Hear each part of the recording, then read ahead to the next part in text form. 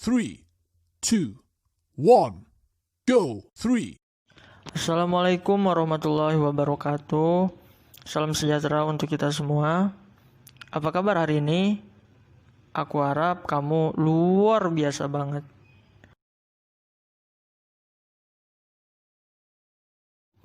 Hai, nama aku Muhammad Ihsan Hafidin.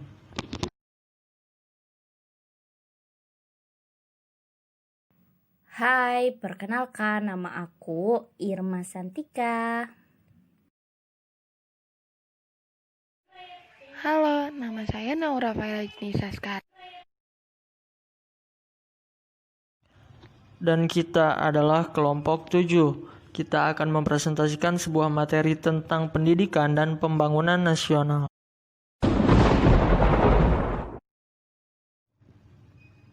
Pendidikan dan pembangunan nasional.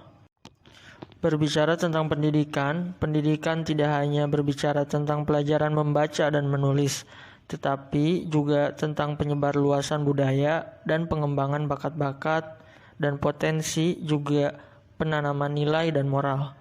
Penanaman nilai dan moral sangat penting karena suatu negara jika sudah maju dalam pembangunannya tetapi tidak ada nilai dan moral, itu sama dengan percuma.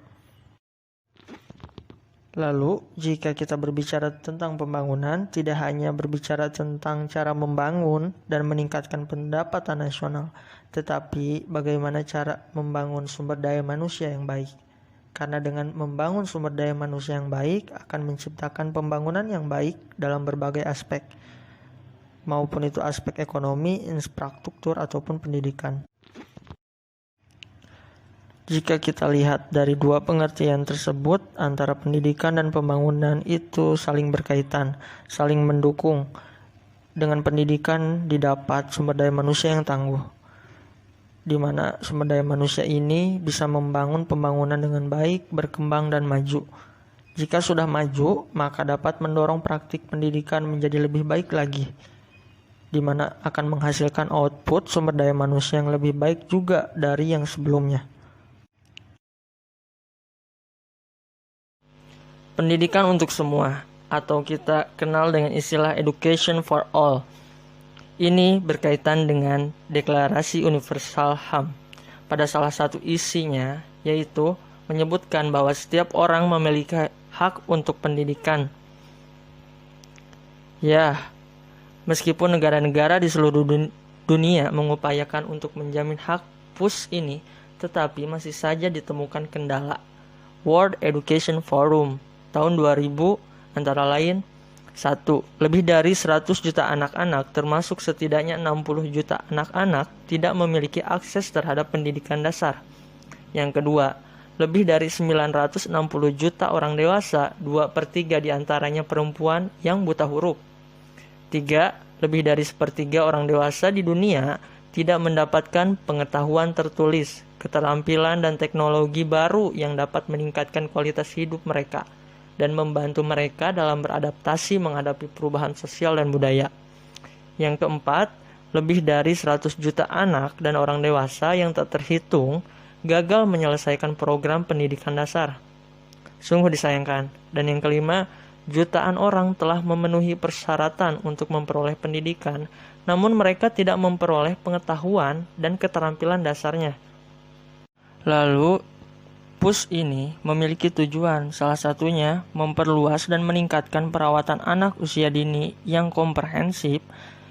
Kedua, memastikan bahwa pada 2015 semua anak, khususnya anak perempuan yang keadaannya sulit dan mereka termasuk etnik minoritas, memiliki akses lengkap dan bebas kewajiban pendidikan dasar yang berkualitas baik.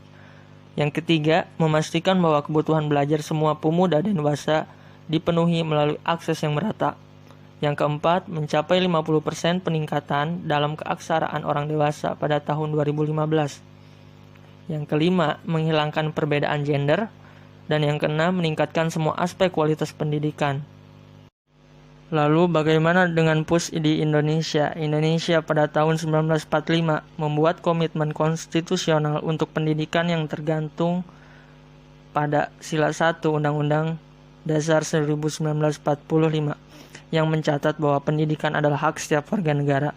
bahwa setiap warga negara wajib mengikuti pendidikan dasar dan pemerintahan harus membayar untuk pendidikan ini. Dan pemerintah juga harus menyediakan pendidikan nasional, mengalokasikan setidaknya 20% dari APBN untuk pendidikan. Pendidikan sepanjang hayat.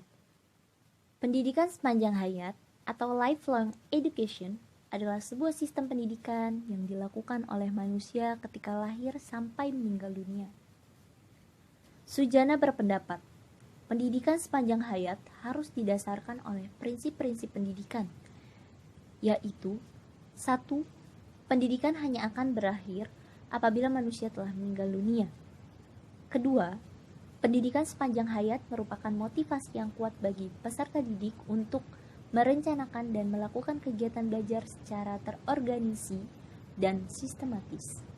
Yang ketiga, kegiatan belajar bertujuan untuk memperoleh, memperbarui, dan meningkatkan pengetahuan, sikap, dan keterampilan yang telah dimiliki. Yang keempat, pendidikan memiliki tujuan-tujuan berangkai dalam memenuhi kebutuhan belajar dan dalam mengembangkan kepuasan diri setiap manusia yang melakukan kegiatan belajar. Selanjutnya ada tahap proses belajar pendidikan sepanjang hayat. Tahapan belajar manusia pada dasarnya terdiri dari dua bagian, yaitu intern dan ekstern.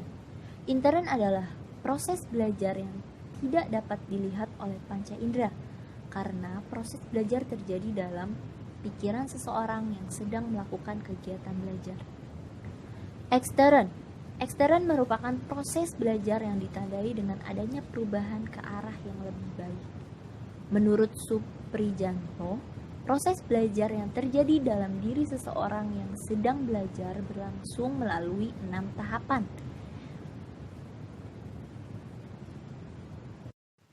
Yang pertama, motivasi.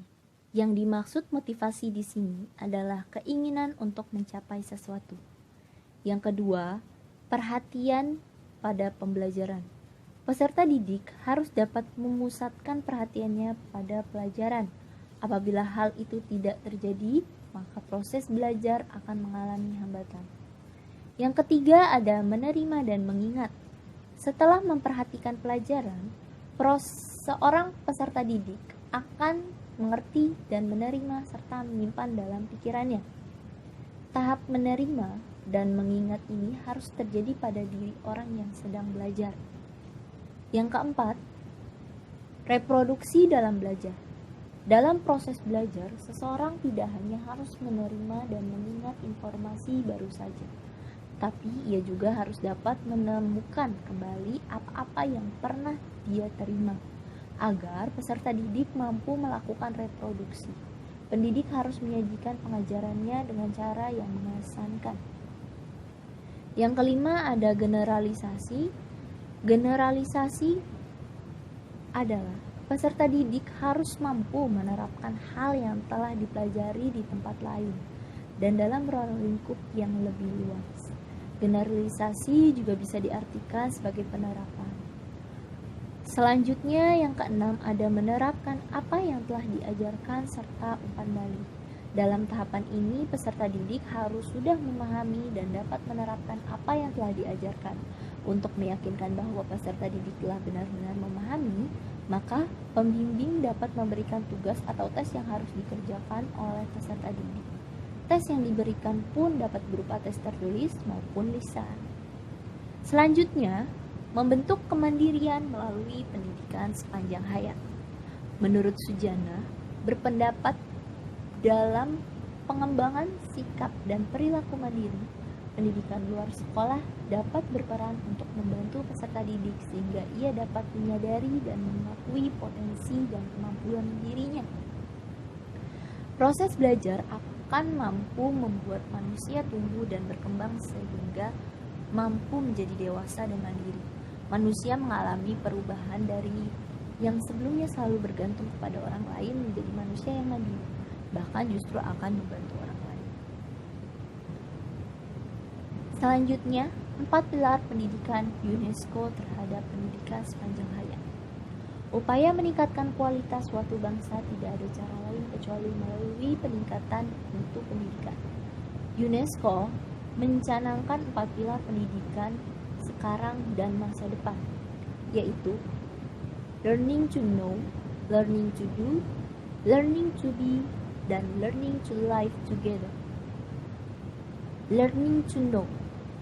Pendidikan pada hakikatnya merupakan usaha untuk mencari agar mengetahui informasi yang dibutuhkan dan berguna bagi kehidupan. Penguasaan yang dalam dan luas akan bidang ilmu tertentu, termasuk di dalamnya learning to know. Untuk mengimplementasikan learning to know atau belajar untuk mengetahui, guru harus mampu menempatkan dirinya sebagai fasilitator. Di samping itu, guru dituntut untuk dapat berperan ganda sebagai kawan berdialog bagi siswanya dalam rangka mengembangkan penguasaan pengetahuan siswa. Selanjutnya, learning to do.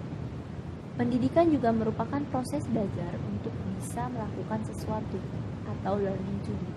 Proses belajar menghasilkan perubahan dalam ranah kognitif, peningkatan kompetensi, serta pemilihan dan penerimaan secara sadar terhadap nilai, sikap, penghargaan, perasaan, serta kemauan untuk berbuat dan merespon suatu stimulus.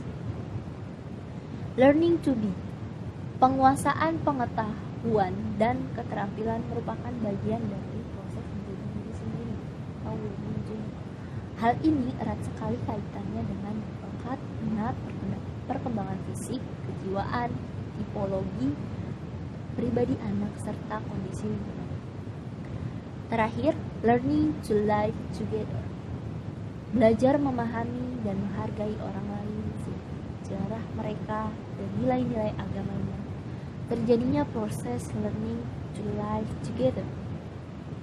Pada pilar keempat ini, kebiasaan hidup bersama, saling menghargai, terbuka, memberi dan menerima perlu dikembangkan di sekolah. Kondisi seperti inilah yang memungkinkan tumbuhnya sikap saling pengertian antar ras, suku, dan agama.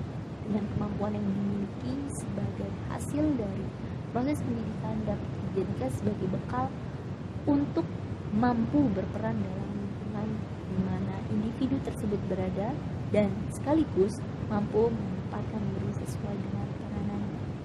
Dengan mengaplikasikan pilar-pilar tersebut, diharap pendidikan yang berlangsung di seluruh dunia, termasuk Indonesia, dapat menjadi lebih baik.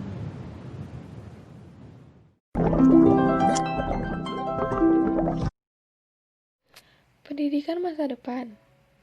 Perkembangan yang cepat di setiap aspek-aspek kehidupan menyebabkan terjadinya perubahan kebudayaan di masyarakat.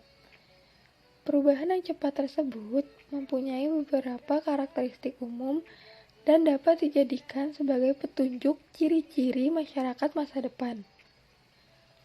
Keseluruhan perkembangan itu terasa pengaruhnya hingga saat ini, serta diperkirakan akan berlangsung di masa yang akan datang.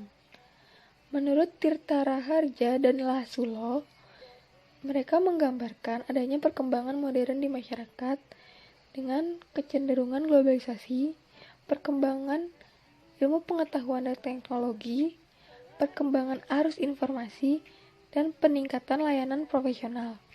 Lalu ada beberapa kemampuan yang menjadi tuntutan bagi manusia masa depan, yaitu memiliki sikap ketanggapan kepada berbagai masalah, kreativitas di dalam menemukan alternatif pemecahan masalah, serta efisiensi dan etos kerja yang tinggi. Menurut Sajiman, kemampuan yang diperlukan manusia di Indonesia yaitu pekerjanya harus terampil dan menjadi bagian dari mekanisme produksi. Bagi pemimpin, harus memiliki kemampuan berpikir dan keefektifan dalam bekerja. Serta bagi pemikir, harus mampu menemukan dan memelihara arah perjalanan serta memprediksi kemungkinan di masa mendatang. Untuk menghadapi masa depan pendidikan, ada beberapa keterampilan yang harus ditanamkan kepada para pelajar, yaitu keterampilan penelitian, keterampilan komunikasi, keterampilan berpikir, keterampilan sosial, keterampilan mengatur diri sendiri, dan keterampilan hidup. Apabila para pelajar sudah memiliki keterampilan tersebut, maka para pelajar dapat menjadi seseorang yang memiliki pemikiran kritis, seorang yang menyelesaikan masalah, seorang inovator, dan dapat berkomunikasi secara efektif, dapat mengarahkan diri sendiri, paham akan informasi dan media, paham akan sadar masalah global, serta memikirkan kepentingan umum, dan terampil dalam keuangan, ekonomi, serta kewirausahaan. Dan menurut Shen, ada 4 potensi pendidikan yang dapat mempengaruhi kualitas manusia masa depan. Yaitu pertama, pendidikan menyediakan wahana yang telah teruji untuk implementasi perubahan nilai-nilai masyarakat dan hasrat masyarakat untuk menimbulkan nilai-nilai baru. Yang kedua, pendidikan mampu menjadi solusi teladan dan terutama untuk menyelesaikan masalah jika makna dan tujuan pendidikan benar-benar dipahami. Yang ketiga, pendidikan bersifat fleksibel dan responsif terhadap perubahan dan tuntutan kebutuhan yang ditunjukkan. Yang keempat, pendidikan mampu memperbaiki iklim psikologis dalam menumbuhkan sikap kesadaran dan memberikan rasa keamanan untuk menghadapi masa depan.